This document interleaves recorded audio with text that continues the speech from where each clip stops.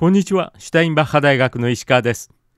ロシアの SNS にロシア国内で墜落したというウクライナ軍の無人自爆ジェット機の写真が挙げられています。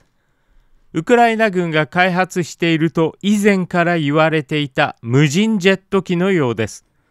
今日はこのことについてお話しします。この写真は2月9日に SNS にアップされました。ロシア国内で墜落したウクライナ軍の無人自爆ジェット機だといいます。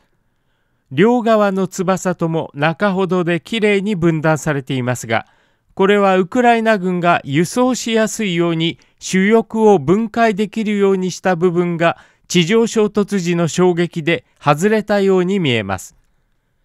こちらの写真は2月7日に SNS にアップされました。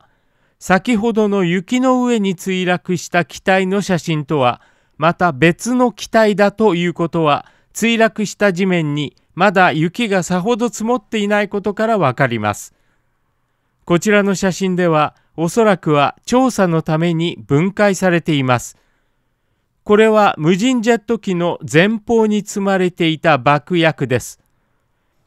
そしてこちらは無人ジェット機の後ろ側に積まれていた小型のジェットエンジンです。こちらの写真には金属の玉が写っています。手袋の指の上に乗せていますので、指の大きさと比較すると、おそらく直径 5mm ほどの金属の球体です。この金属の球体が何のために使われていたのかは不明です。飛散させて破壊力を増すための球体だったのか、もしくはボールベアリングなどの球体なのか、現時点では断定できません。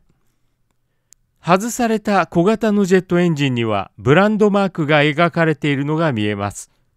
ブランドマークにはジェットキャットと書かれています。本チャンネルでジェットキャットについて調べたところ、ドイツの小型ジェットエンジンのメーカーであることが分かりました。ジェットキャット社の公式ホームページには、ジェットキャット社は現在創業から25年、四半世紀という節目の年だと書かれています。この図は H.I. サットン氏が描いたウクライナ軍が開発した無人ジェット自爆機のスケルトン図です。サットン氏はこの小型ジェットエンジンはジェットキャット社の P400 プロというモデルだとしています。サットン氏は弾頭部の爆薬は 20kg 以下だろうと推定していますが、ウクライナのメディアは積載可能重量は 50kg だろうとしています。ジェットエンジンを積んだ無人機の開発はウクライナ軍だけが行っているわけではありません。イランではプロペラ推進の無人自爆機シャヒドのジェット基板を開発しているとかなり以前から伝えられていました。この写真は2月8日に SNS にアップされました。ウクライナ軍がウクライナ領内で撃墜したイランの無人ジェット機のジェットエンジンだといいます。ウクライナのメディアディフェンスエキスプレスによれば、ウクライナ軍がこのイラン製無人ジェット機を調査したところ、イランに対する西側の制裁が行われてきたにもかかわらず、この機体には西側の部品が大量に使われていることが分かりました。イラン製無人ジェット機に積まれていたエンジンは、チェコの企業 PBS ヴェルカビテスの TJ150 だと特定されました。また、衛星ナビゲーション信号の受信には、カナダ企業タリスマンのアンテナが使用され、衛星ナビ信号の処理をするマイクロコントローラーにはアメリカのインテルの部品が使われており、飛行制御モジュールにはアメリカのテキサスインストゥルメントのマイクロプロセッサが使われているといいます。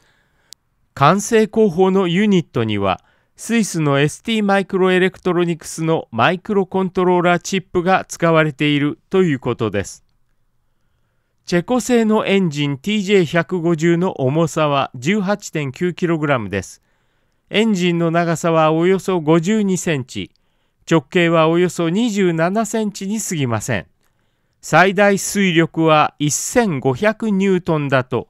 ウクライナのアナリストルーアのサポートは述べています。ドローンをプロペラ推進からジェットエンジン化するメリットは何よりも速度が高まることです。ちなみにプロペラ推進のシャヒド136の最大速度は時速 185km、巡航速度で時速 170km ほどとされますが、ジェット推進のシャヒド238の最大速度は時速 600km とプロペラ推進の3倍以上の速度を実現しています。速度が3倍以上速くなることで、敵の布陣位置をつかんでから攻撃実現までの時間を早めることができます。また、敵の防空によって撃墜される確率を低めることができると期待できます。一方で、プロペラ機をジェット機にすることのデメリットとしては、1機あたりの製造コストがかなり増大してしまうことと、メンテナンス費用も増大すること、そしてジェット機はプロペラ機よりも離陸に要する距離をより長く必要とするといったことがデメリットとして考えられます。今日はここまでします。最後までご視聴ありがとうございました。チャンネル登録といいねボタンもお願いいたします。それではまた。